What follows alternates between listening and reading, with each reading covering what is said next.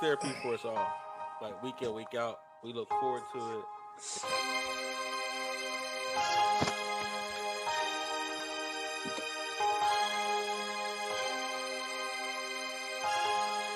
Listen, Fellas, it's it's just gonna be one of them nights. it's going to be. I'm telling you.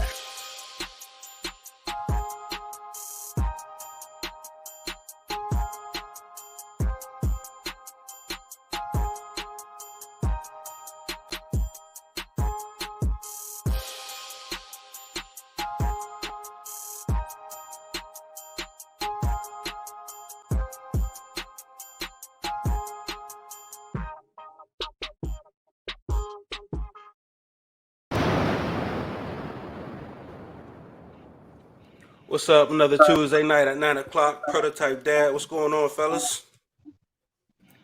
What's happening? What's up? Another slow Tuesday. What's happening? Sure, man. Let's try to have some fun tonight. Tonight we're gonna get into like the logistics industry. You know what I'm saying? Try to talk about what's going on out there in the world with that. Is it still lucrative? How AI is affecting it? And since this is Prototype Dad, man, we're gonna talk a little bit about how to parent from the road. You know what I'm saying? So we got our special guest Wave give us some tips and tricks on what he's done to be a successful parent. You know, while being out there on the road, and still having a son to go to college, and what I mean, and still being a good prototype dad. So um, yeah, man, I'm excited to have you up, and let's get to it, man. So how do you feel about right now? How do you feel about AI entering the space? Did that put a fear in other truckers' heart, or is that just something like y'all are embracing that?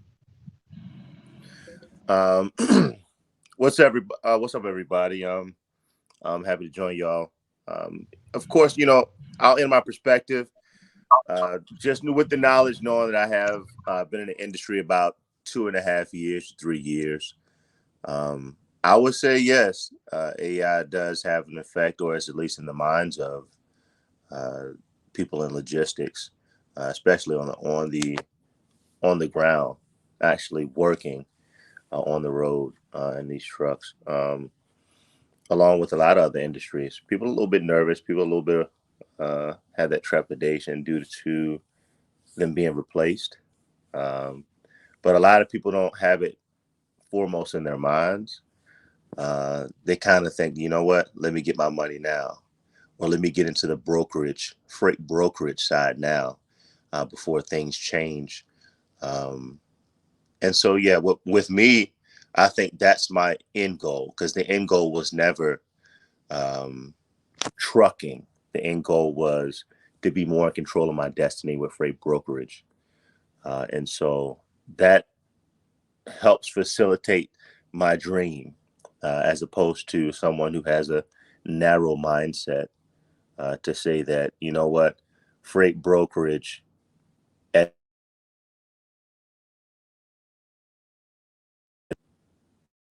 Excuse me, I had a phone call. Come in. Can you hear me? Yeah, we hear you. Okay, yeah. So sorry about that. So freight brokerage was the end goal, not at its very foundation just being, a trucker per se. So that narrow mindset that some would have had, that some have, um, that's what causes that fear, that trepidation, because there is no bigger or larger goal. And so I think if you kind of use a broader perspective and use the logistics side of the house, not just one sided, but have it be multifaceted, it can be something that can be utilized to your advantage. So brokering is the next transition. You think like people are going to lead a road? I would think that's easier to automate than actually driving the trucks. Well, what I would say is this: if you have your company set up the right way, and you have, I mean, just like any other portfolio, if you have things set up where it's not just you do one thing, you're a one trick pony, I think you're more comfortable altogether. That's just my perspective. And so, yeah, maybe that there's that doubt. However, you still have more than, a few eggs in each basket. And so that's just my view. So I kind of want to ask Leifer, you deal with transportation of goods and stuff on all the time. Um, how's those things on that local level being implemented, or is it even a thought in your company? And talk about a little bit, even if it's coming into the restaurant business. I know it is in some. I know there's some restaurants that are completely automated by AI, but you think it'll be a real thing for like heavy duty kitchens? I think it'll be a real thing in a lot of the major industries because of the labor costs and companies not wanting to shovel out that money. And then also, when you think about new technology and things like that, there are people who are investing a lot of money in that, and also government grants and things like that, because the government's also interested in automating all kinds of things, weaponry. You know what I mean? Devices that they use to go in, um, like the little computers that they use to the bomb sniffing robots and things like that. I think a lot of things are moving into AI. I don't necessarily think in my industry necessarily, no time soon anyway. But even here in Pittsburgh, like the self-driving cars are huge. Like there's a bunch of self-driving car companies. I know we partnered with this company. I don't know if I am allowed to say the the name, so I won't. But we partner with this company that is developing these self-driving vehicles, and they were helping us do. They were helping us in a partnership, briefly, and we worked with a couple other companies as well with the self-driving vehicles. I think who was it? I want to say Uber, but don't I don't know if it's Uber who had the self-driving vehicle, but there's a whole bunch of self-driving vehicle companies in Pittsburgh, based out of the Strip District and in the downtown Pittsburgh area. So I can definitely see that becoming more of a thing. I've like I said, I've even heard of it in the trucking industry, and I think people are going to be moving more into that direction in the trucking industry because of a lot of the accidents and the liability and things like that, and because they even made the rules a little more stringent for truck drivers, I believe, as far as hours that they can drive, consistently or straight on without a break or without stopping and things like that. And if you put that AI in there, you everything is automated. So even system malfunctions and things like that will be automated and kind of take the human element out of it. So I think a lot of industries are going to be moving in that direction probably sooner than later. I say within the next 5 to 10 years, man. This technology is going to become very real in a lot of industries because they're perfecting it. Every time they're spending lots and lots of money on it and they're failing, they're getting a little bit closer and a little bit closer. Like all throughout Pittsburgh, you'll see those self-driving vehicles. Like there's somebody in the vehicle, but the vehicle will be driving itself and the person will be monitoring everything and writing stuff down. So yeah, it's coming. So you're saying it's become more of a machine operator opposed to a driver, like an actual For truck sure, driver. for sure. The driver is the the passenger is basically there just to view and to make sure the AI is doing this thing right. I haven't seen any completely void of humans in them yet, but I think they're still in the testing phases of all of this stuff. But yeah, they are definitely moving in that direction. So would you consider, Wave and Mo, I want you to talk a little bit about from the office side, but would you consider, would you still recommend for people to still get their CDLs and move in this path? Is this still something to do, or is it something that we're like, yo, this ain't gonna last? But they said by 2027, trucks will be off the road. Like, it'll be that's what they said. By 2027, truck drivers will be off the road as far as long distances and that kind of thing. So would y'all still like say recommend this kind of lifestyle for anybody looking to make a living?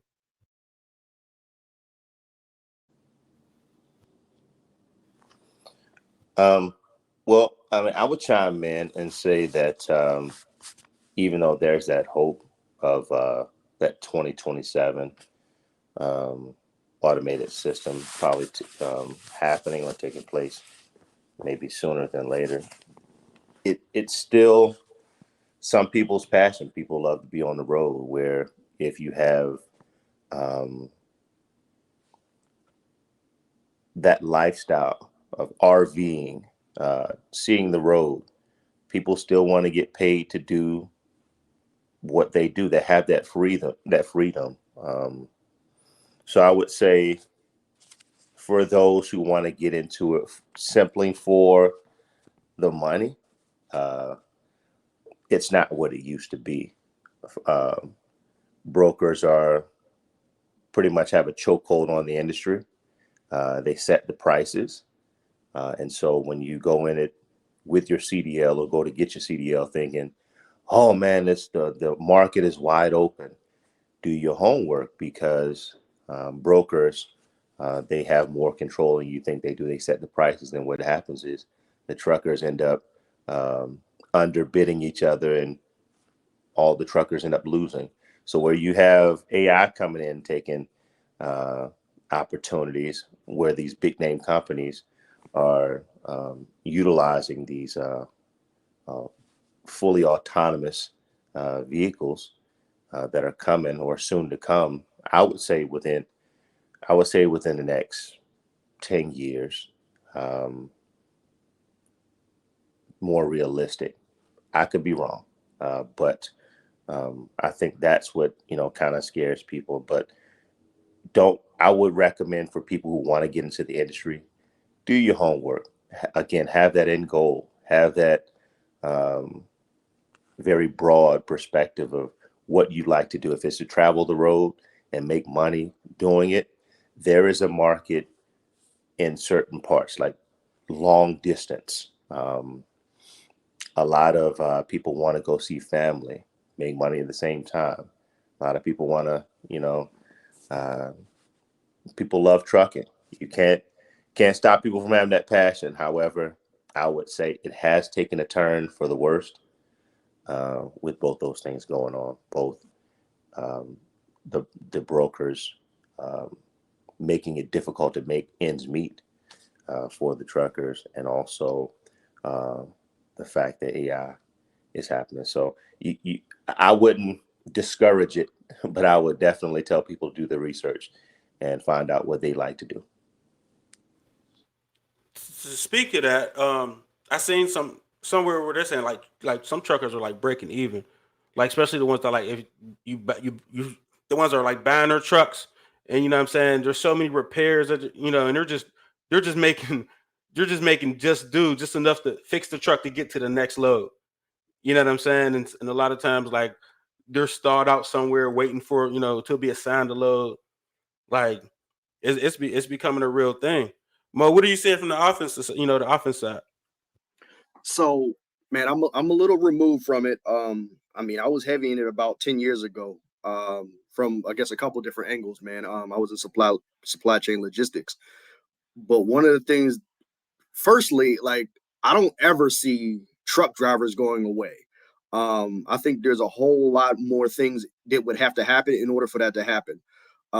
Firstly, um, when it comes to like autonomous, vehicles, I remember there was a, like I said, maybe 10, 12 years ago. I remember when Uber came into the space and they basically vultured the brokering game.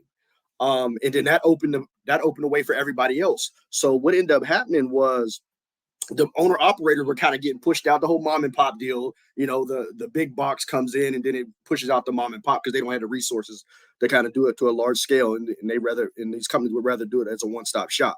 But I don't ever see it going away. A couple reasons. One is the liability of autonomous vehicles. So I don't know if people know this, but like I won't say companies' names, but there were companies that were doing this back in the day out west, and folks were getting killed.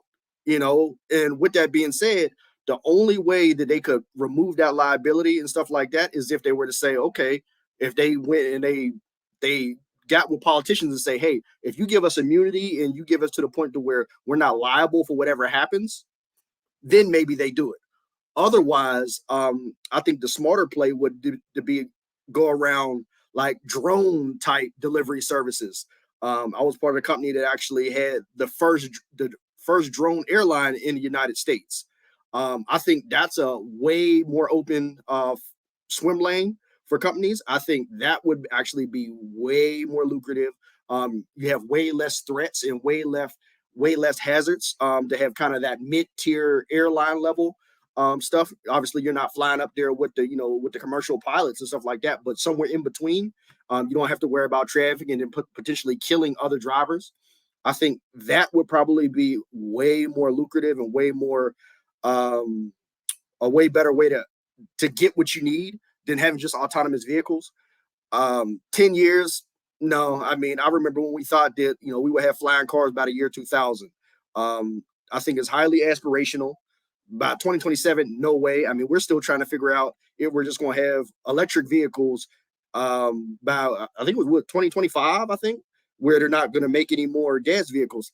Highly aspirational. Our infrastructure is not ready, so I think it's just very aspirational at this point. I mean, I think we're 20 years out from driving big rigs not being a thing. I don't see it happening anytime soon.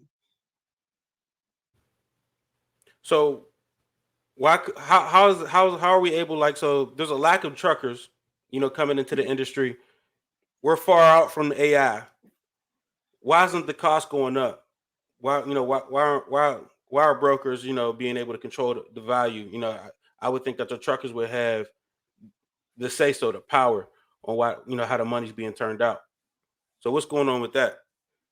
So and actually when Wade was talking about it, that was one of the things that first came to my mind was generally kind of the demand, the cost and demand is kind of that is actually generally with the way it works. But what's happening is people are coming into the brokerage game and they're vulturing the profits, because truly the truckers should be making money hand over fist. Obviously there's higher fuel costs at this point, but mind you, I'm out of it, I don't know however many years, but I would have thought that now would have been the best time for drivers to be making a lot of money.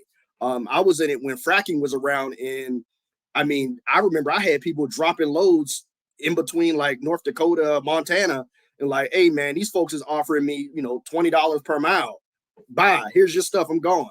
So, but with that being said, I think a lot of this middleman, and if anything, the AI, I think is going to push that away more. That's independent brokerage more than the independent driver, because you need the driver more than you need the broker. So I think that's going to end up being pushed out, and they're going to make it more stringent for people to get in the brokerage game than the people that actually need to move the products from A to B. Wave, got any thoughts on that? Yeah, I definitely can understand where he's coming from, simply because, I mean, to his point that drivers will be needed. Maybe it is folks jumping the gun technologically to have that idea that, something big is going to happen. Well, it does take a lot. And so where folks think that we're ready and um, they don't work for these big name companies and what they have to do to prepare strategically to make it happen. The safety issues with FMCSA, what has to go along with all of that. It takes a lot more than just saying, hey, we have autonomous vehicles on the road. We already made it happen. No, it's a lot of red tape. And so it's a lot of things that people have to put into place in order to make it happen. So to his point, I was saying like 10 years, but who knows? And like you were saying, in the industry where something new happens, it's this big idea. Well, you have to put things in place. And then what happens when you put this out and something catastrophic happens? Something happens where you have to go back to business as usual. Well, now you got to go back to someone who is an actual human. You think about the automated systems when you call anywhere to pay your bills. You can't even speak to a human being, and it frustrates the heck out of people.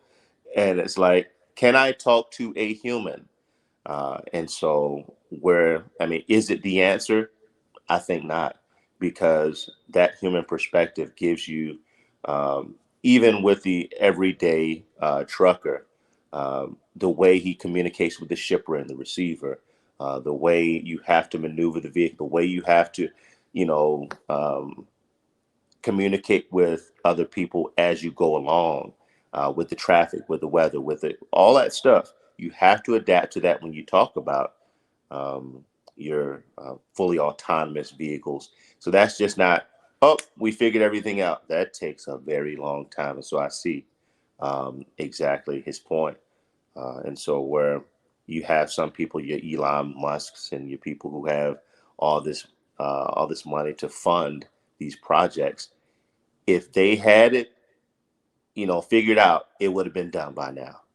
So, yeah, definitely. So I feel like there will be a need for drivers, and it may turn back around. And I feel that since the brokers do have more control, and more and more truckers are starting to realize, hey, I am breaking even. Hey, I am having to come up with maintenance costs. I don't have the funds to stay in business. They're moving out. However, now the tide is going to change, because now with less truckers, the supply and demand dynamics will have to change, right? It's inevitable. So, yeah, I definitely understand that, but everything takes time, and you have to be able to just kind of watch it happen, because if you're not a major player in the freight or logistics industry, you can kind of only see it from your view. So So there's a yeah, I know some of you guys could fact check me on this. Hey, There's a before you move on, I guess I wanted to speak to, like, is truck driving still viable? Um, I don't want to paint with such a broad brush here, but heck yeah, because a lot of times people that are doing it out of necessity, because they don't necessarily have a whole lot of other avenues. So that in itself isn't going to keep an industry afloat. But yeah, like, so for example, and I really hate to use this example, but like, where else can you necessarily be a felon and still make that kind of money? You know what I mean? Like, so just that in itself, yes, like the same people who felt it was a good avenue before, it's still going to be a good avenue later, as long as it's there, because in certain scenarios, what else do you have to lose? So yeah, I don't think it's ever a bad opportunity, as long as it's still going to let them make a decent wage. So there's a politician, I think. I know a lot. I don't know his name. Y'all can fact check it for me. Uh, but he went on and he's getting publicized for saying that he would write laws against AI trucks being put on the road, because just like you said, um, the truck industry, the logistics is one of the main things that fuels this company's. You know what I mean? How many people would you put out of work, make them homeless because they can no longer provide for their family without trucking? You know what I'm saying? I don't know his name, but I know there are some, there's some people like this guy for president because he has this vision. Um, do AI really scare the industry like that? It doesn't seem like you guys aren't saying that it's really scaring the industry, or is this guy's comments just a political move? He's pandering. He's pandering, plain and simple. Um, Now I do believe it. I think there's a place for it. Obviously, I don't have any skin in the game anymore, so it's not for me to say. But I think there's definitely a place for it to supplement, because, like we said, we have a driver shortage. So why not? So, but the problem with that is, like, so for example, former company I worked for, heavily involved with Teamsters. July 31st, their contract's up. That's rhetoric. You know what I mean? That's them positioning to get those people's votes. But with that being said, whew, man, if they just decide to walk away, man, they can shut this country down. Think about during the pandemic, when everything was going on, and they were the first responders, and those critical. What if they said, "Nah, man, too dangerous. I'm not doing it." Man, this country could have shut down. So they are highly critical. They're definitely needed. So with that being said, man, I think they need to be compensated and they need to have, a seat at the table of what's going on. But nah, I don't. I mean, I think dude's just straight up pandering. And again, like I don't know if he's a congressman or whatever, but he's one guy. He's not going to have that much effect unless he can get buy-in from a lot of his peers. I mean, I from my perspective, I would. This is kind of like the Trump thing, right? Speak to these group of people. You know what I'm saying, and try to get them to rally behind his campaign. You know what I mean? I'm okay.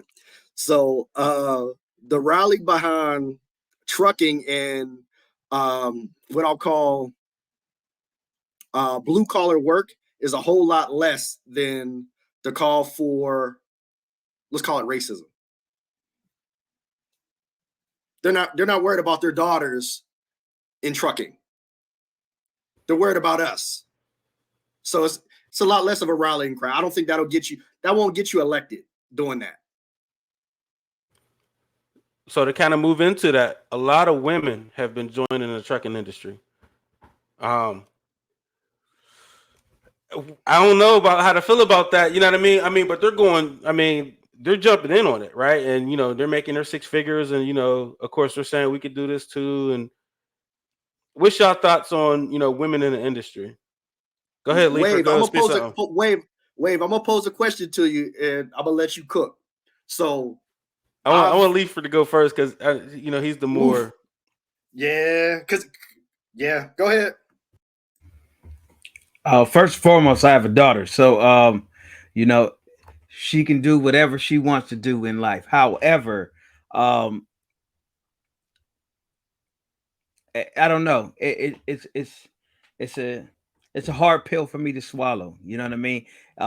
Depending on what company and what she's hauling, what she's moving, if she's in a union, those type of things. If she's just doing it on her own, I don't know. I probably would not want her to, but as far as women being more, prevalent in the industry, man, more power to them. Do your thing. If that's how if that's how you get your money, get it how you live. But it is definitely it can be a grueling industry. You know what I mean? So I think one thing I think that would help it though is the AI. For me anyway. I think if they're going to continue this, and like Wave was saying, there's certain things that you can't get from the AI that you can get from the human element. So I think if they were to do the AI or autonomous driving trucks, and have extreme safety standards to where they're minimizing accidents and things like that, because there's accidents happen every day with truck drivers, and there's human beings in those trucks right now. So the if the same accident rate is happening or is lessened with AI, and there is a human being riding in the passenger seat, and they have controls in the passenger seat as well, and they can kind of take over the drive or whatever in certain extreme situations. I think that would be a scenario where I think having women in the industry and it would definitely be a plus in my end. There's somebody there to be in the vehicle, but they're not necessarily controlling or driving the vehicle all the time. That the vehicle can move on its own, but there's somebody in the vehicle. I guess I ain't gonna say controlling the AI, but I guess monitoring the AI. Go ahead, Mo. So Wave. So from what I remember, like in 10 years in trucking, this could be a Stone Age question, but so equal pay for equal duties, right? Especially, so I was in the LTL world and also carpet hauling. 98% of the stuff that was being hauled on my behalf, women wasn't able to strap that down. They weren't able to handle all the things that came with. There were auxiliary things that we weren't really paying them for, right? Yeah, we wanted them to drive it 500 miles, but can you strap it down? If a strap comes off, can you reattach it? You know what I mean? if your axles go like, those types of things. I always cringed when I see, oh, I'm trucker bay. Like, yeah, you can do the 80, but the 20% that is out there, like, as long as you can do everything and we're not having to change the requirements or losing quality based on it, but we're paying the same amount, I think it's all fair game. But how much is that critical? That stuff that we're quote unquote not paying for, like, we're paying you for miles. We're not paying you for the other stuff, that your brute strength or that whatever else that you're able to do. How much of that is going to play a factor with, a 5'2", 135-pound operator? So that's not the average size of women nowadays. Look, no, don't see. Don't do that. Don't do that. Don't do that. Lady Power. Listen, I have 2 daughters. All right. Everyone knows the chivalry hypothesis. Everyone knows about. Listen, we got to take care of our ladies, get them out of harm's way, that kind of thing. That as that starts to turn into, we can do it as well. Okay. Well, I would say this. Of course you can. Sure you can. However, when you think about safety as a whole, let's talk about what they call lumper services, right? So when you have a load and you have to use, it's not a no touch. All right. So you sign up for a load, and some companies who are, mom and pop companies don't pay attention when they sign up for a load. Okay. It doesn't say no touch. It says lumper service required. You have to have pallet jack required. You have to have straps and load locks or whatever the case is. Those who are truckers or in logistics, they know it's not just, hey, I want this load, I want to make this money. No. When you have to have lumper services, when you have to have a flatbed that has X amount of straps for the DOT to be able to say that load is secure, it takes a certain strength element. It takes a certain safety element that some women probably don't have the bandwidth to be, or don't have the strength to be able to make it happen. That's just reality, and that's why it's been dominated by males in this industry because of the grueling amount of work that it does take. And people say, well, you just get a dry van, don't do flatbed loads.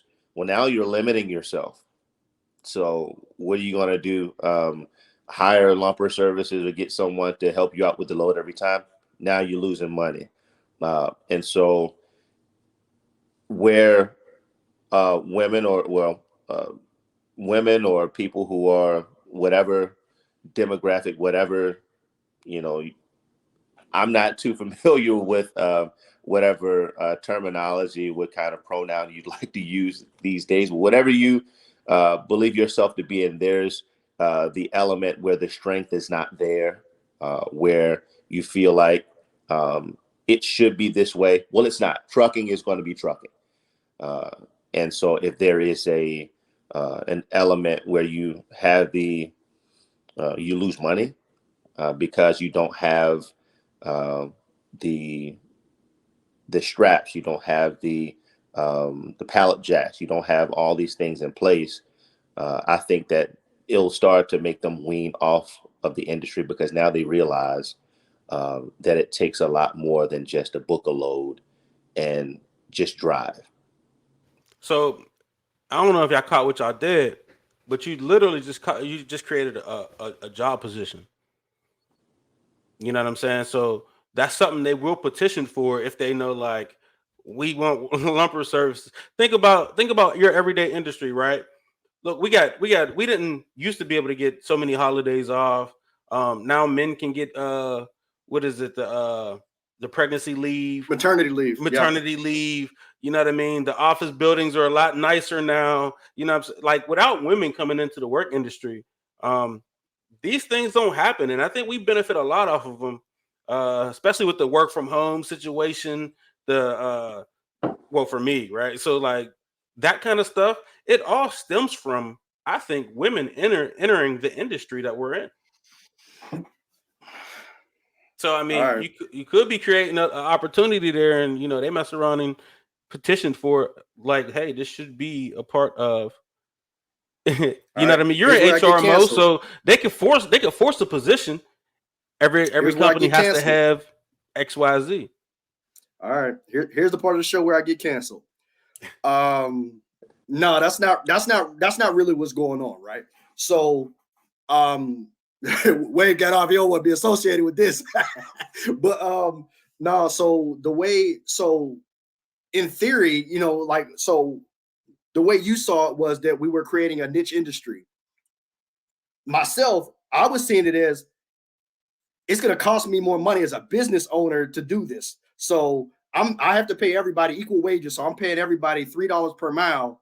And if I choose you, now I have to tack on an extra fee for lumper services because they're not willing to take X amount less in order to add on lumper services for those who need it, right? So with that being said, it doesn't make sense from a business perspective because you're already headcount is already 60 to 65% of your cost anyway. So with that being said, you don't want to have to add on to make a person that's less capable of doing the job equal. There's equality and then there's equity. So do you want to be equal or do you want to be equitable about how you go about this? And I think that's the part that it's a decision. And at the end of the day, when it comes down to profit and loss, they don't really care about equality. It's about, wait, so you're telling me this engineer or this driver can get me 100% of the job done, or to be fair, I can get this person that can do 80 of it, but I have to pay them the same. Every time you're going to go with the 100% soup to nuts. I mean, it could be something like It's easy. if you need the lumper serve. I don't know. I mean, how you structure it is how you structure it. You know what I'm saying? But I'm saying, even I think men will start requiring lumper services just to stay in a truck and not to do nothing, like drive, pull up, and everything else is out of my hands. I mean, and that's what I As was saying. long That's as one of the things that men would chime in to benefit from, just like us getting maternity leave. I mean, depending on where you're going to. I mean, some companies require that anyway because their workers are union workers. I know here in Pittsburgh, there's a lot of union places in warehouses and stuff like that where we're not allowed to get out the truck. Our drivers are not allowed to get out the truck. They're not allowed to go in the warehouse.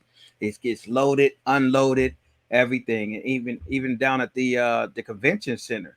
You know what I mean? All the union workers. We're not allowed to even access a pallet jack or anything when we go in there. All the union workers have to do that. So it just it depends on where you at and and where you're going, depending on what that service is, and depending on what company you work for. If you work for a company and you're not working for yourself, you know what I mean, where you're taking those things. Because I've seen a lot of, I mean, I've seen a lot of like not like strong, hefty guys. Like I've seen dudes in like in flip flops get off of semi trucks. At truck stops when I'm driving, like little 5'6", 5'8" skinny dudes get off there. I mean, they're not.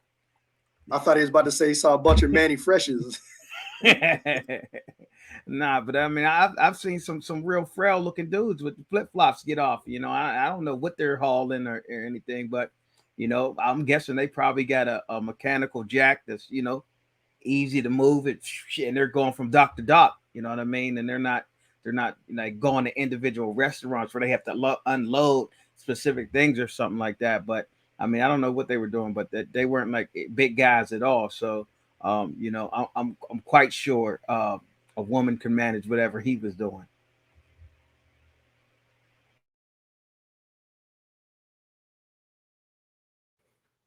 So let's talk about parenthood a little bit, since this is prototype dad.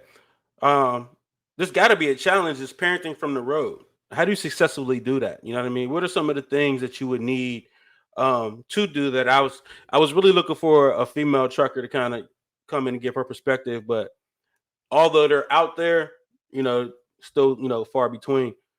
Um, so guys, speak on what do you think you would need to be an appropriate father, from the road? My guess, and like I said, I mean, I have a little bit of experience with this, but not from a trucking industry, right? Just that I had to move away. And literally I was, I'm flying back and forth daily because I worked 3 hours away from where I lived and where my kid lived. But with that being said, I think you probably need a very strong co-parent and a good support system because like I remember how for me, I felt guilty and it felt like I was stealing from my daughter. Um, for the important stuff I was there, but for the day in, day out stuff, I wasn't. I just being honest, man. I mean, if I'm making judgment calls if this parent teacher conference is really that important, or hey, can we just do it over Zoom, or I'm doing it at an airport because I really don't have the ability to fly back and personally be in that room. So the support system and the co-parenting situation needs to be really strong, I would imagine. Specifically, if you can't have that kid with you while you're traveling, if they have to be stationary and you have to be moving around, I would imagine you're going to need a really strong co-parent or a really strong support system.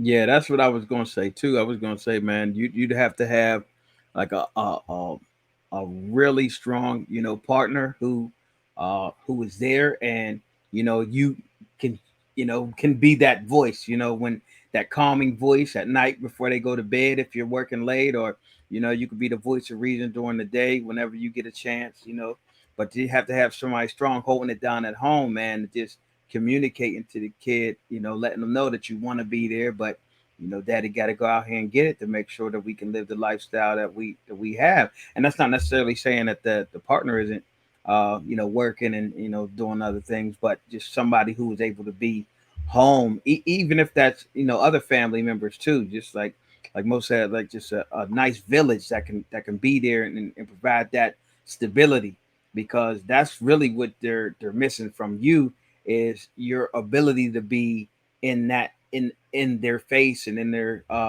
everyday lives, and that stableness of a father figure in there. That's what they're missing. So having a strong partner or a strong co-parent, or a strong village, that'll definitely help while you're out there on the road. Wade, what are some of the challenges you had to overcome? Time management, um, the fatigue factor. Uh, of course, when people work 9 to 5s, they typically don't see their children as much as uh, like the teachers do and stuff like that. But that is a part of time management, is all it is, and knowing what you're able to do. Um, and because you can very easily set your schedule, where that you say, I'm not working this week, if you work hard for those couple of weeks to uh, meet the family budgetary requirements. So as time management, I can speak to people that I know in the industry. That's really what it's about. Because if you don't manage your time with a 9 to 5, you still won't see your kids. So there's always that factor. I believe that as Kevin, I have multiple different um, things that I do, and it's not just trucking, it's not just logistics, it's not just that, but that's what has benefited me most, that I can manage my time and still be able to see my children. And to speak to you guys' point, to have someone who is helping out, a partner or someone who is um, not necessarily doing exactly what you do, but being the facilitator of that communication. Hey, we're going to get you on FaceTime. Hey, we're going to do this. We're going to do that in order to get you into the family where you're not necessarily present. So time management, having someone to help out where you're not present. Um, and I would just say your faith, and just making sure you understand as you communicate. That's it. Yeah, I see sometimes like people are taking their kids with them on the road. And I'm like, that's so dangerous, man. I see it Like, in the summer all the time. It's summertime. I see a lot of kids on the road right now. I see that a lot. It is dangerous. However, you get a chance to be closer to your parent. You get to see what they do. Let the family business thrive. Hey, I want to do this like dad or mom. And so they understand a little more, and it makes that business a lot more strong. I've had conversations already about it. So yeah. so I mean, you just made it a plus. You know what I'm saying? Like I was like, it's like forever take your kid to work day. Like, you know what I'm saying? So I guess they kind of, get to learn on the fly. And thinking about it, other cultures when they set up businesses like that, in the bakery, them kids is in the bakery from the time they could walk. You know what I'm saying? Them kids is in the pizza shop. We from Pittsburgh, so that kind of stuff is prevalent with us. But whatever they're doing, construction workers, like, what I'm saying, if you got a construction business, I remember like going on jobs with my grandfather, that kind of stuff. So I guess it's one of those things that could be looked at as the straight positive is, well, in the summer, you could bring your kids with you and kind of teach them the ropes. And if there's something, and it also gives them an opportunity to see the nation. You know what I'm saying? To see other places. We all want to travel anyway. So you pick up a load in Florida or in Orlando or something while y'all there, drop off at Disney World, you know what I mean? And then just hit spots and, do a little something. So I guess that could definitely be beneficial. But I think about the dangers of, you know, um, just the night times on the road and people getting, I don't want to say that word, but at the truck stops being unsafe, what I mean, that kind of stuff, so that would be my main concern is protecting my child to the utmost degree. You know what I mean? So anything you guys want to add? Um, for me, I just think sometimes, man, we fear the unknown, because that's totally out of my wheelhouse. But yeah, like the first thing I thought about when you were talking about taking your kids on the road, I thought about all the bad things that can happen. But with that being said, um, you know, there can, like Wave said, man, there could be a lot of positives. I'm a big advocate of, seeing other places that live differently than yourself, man. I think it makes you grow. So that could actually be a huge benefit to the child. But in my mind, because it's so foreign to me, you fear the things that you don't know. And that was the first thing I thought. I was like, man, that's so dangerous. Man, they come in contact with a lot lizard. But I mean, yeah, you could get hit by a bus too in the city. So I get it. But I just think the first thing that come to my mind is, man, I was fearing the unknown. But again, man, it's all about your perspective and then your planning, I suppose. Yeah, for me, I was more thinking about liability because I know there's a lot of companies, especially if they're not, independent, drivers and they work for a company. There's a lot of companies that won't allow, kids under a certain age to be in the truck. I know that my company doesn't allow that, um, for kids under a certain age to be in the truck for liability reasons. So, that was the first thing that came to my mind is just, just the liability on the business side of it. But if it's a independent contractor and they got their own truck and they make their own rules, man, they know the dangers out there and they know what's out there. They know what to look out for, so they could make it a little bit safer for their kids. So I think that'd be a dope experience, especially well, that was one of the things I was thinking when he was talking was like when you're stopping in different cities and stuff, stopping at the little truck stops, getting little souvenirs and stuff on the road to show everywhere that you went with your kid, to bring something home. So, yeah, that could be a dope experience. Those are memories, man. I mean, those are memories. Some kids never left their city. I don't know how commonplace that is now, but I grew up with people that never left the city, and they don't know what Chicago looks like. They don't know what Florida looks like. It's like, oh man, you've been to Florida. So I think when you're a kid, when you're a child, they get those experiences, those make memories. It also gives an opportunity to plant that seed to see if you want to make this something that you'd like to do and help the family business grow.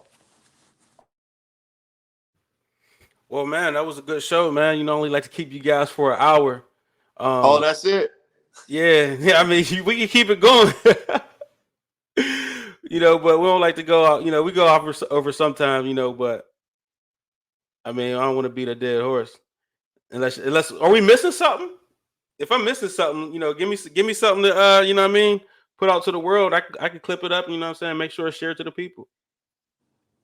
No, I enjoy, having these discussions. I just kind of like it happens time happens so fast when you want to be able to discuss some things and something. And it's like, oh, wait a minute.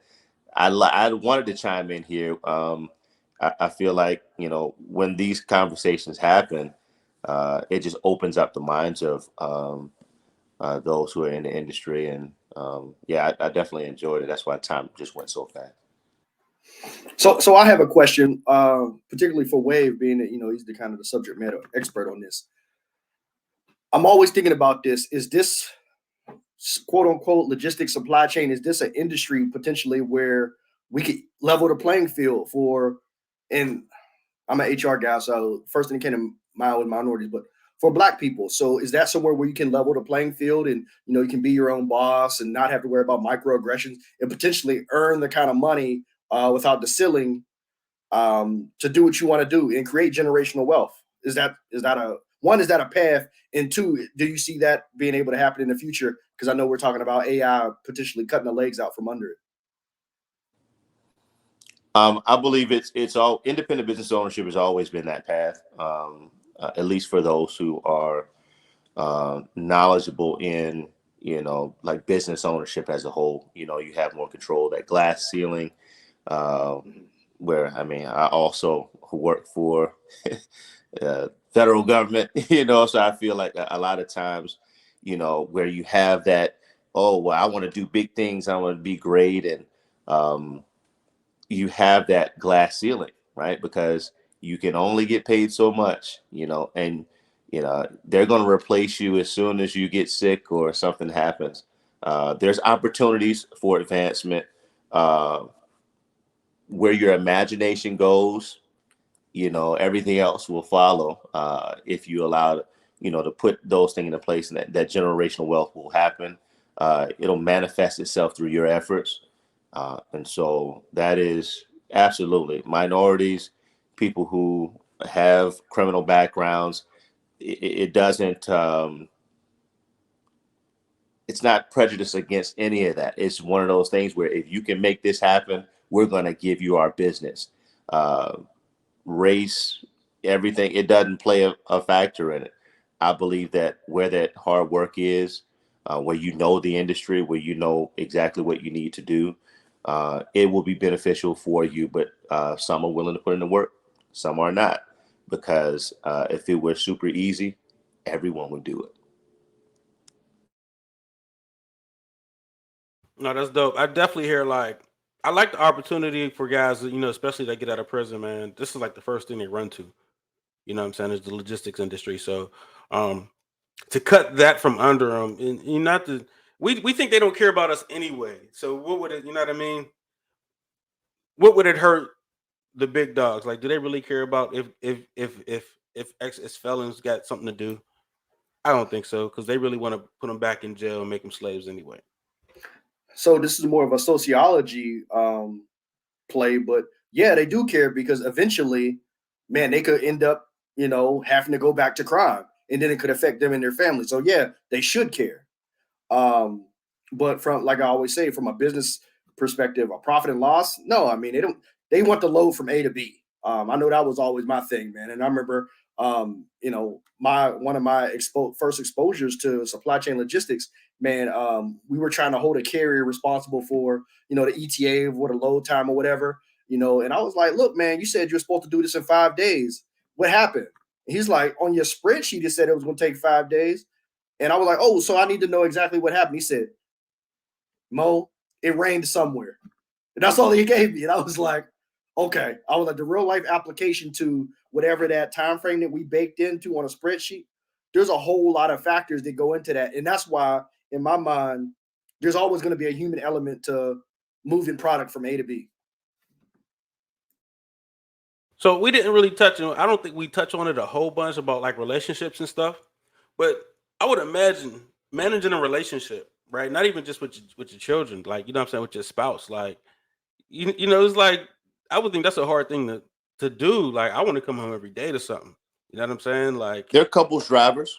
You have couples drivers. You have, when you have that tandem element, where you have, because when you have drivers who have the or owner operators who have that company, you have two drivers sometimes. You have these huge rigs, these very elaborate rigs where it has a huge sleeper cabin, all this stuff. And so when you have husband and wife, the couple element, they can manage their time through the electronic logging devices as, okay, I'm off and I can do this 34-hour reset, but we can still make money because you haven't driven, right? And so they split the shifts, split the sleeper, and they can manage it. It's all about management. And so if you work this business, it can be profitable to you. You just got to know strategically how to put things in place, because that is a very powerful couple. If you have husband and wife driving and they both know what they're doing and they got skin in the game, that's a powerful combination. that's the AI that we're talking about, right? Like the nonstop. You sleep, I drive, and vice versa. You know what I'm saying? And y'all could just keep going and rolling. That would be a smart idea, you know what I'm saying, for these people to kind of, link up and hit the road together. And the ones that do it, man, like they win. And I'll say this, man, Wave is the kind of the consummate optimist, man. He's like about, kind of making things work.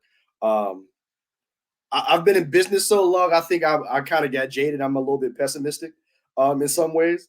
I thought of it from a totally different angle, from a relationship standpoint. Most truckers that I know that are on the road and their wife or their spouse isn't, they actually last a little bit longer, but for different reasons. Like, he just send that money back. I don't have to deal with him, and they still get to live a single life while still having the support of a second income.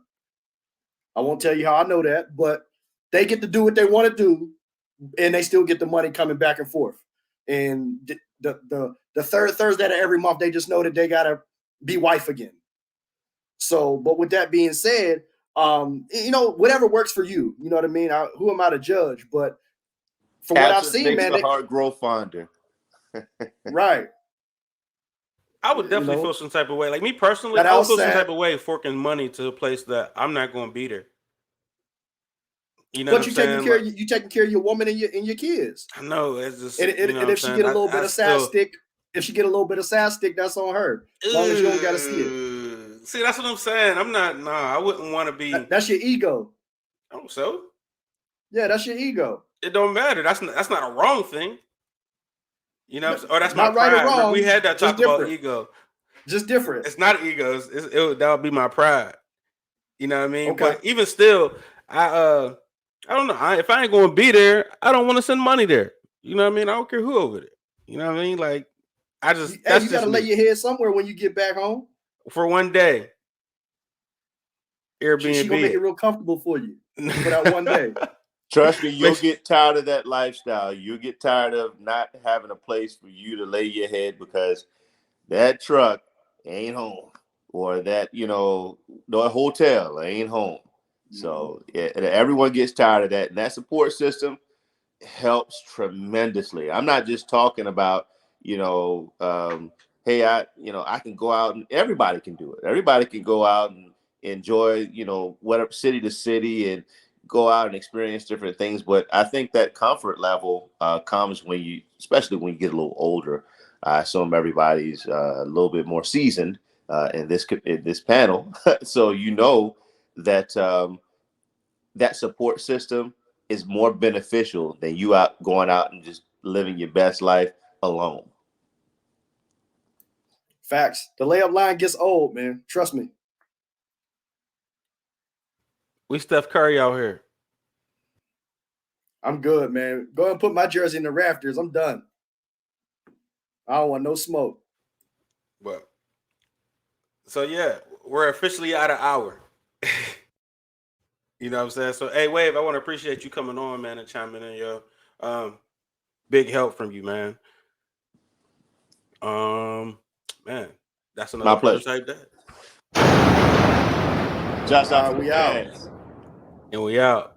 Hey, I hit you up when I come back. I'm thinking about coming for the Steeler game. So we'll figure it out.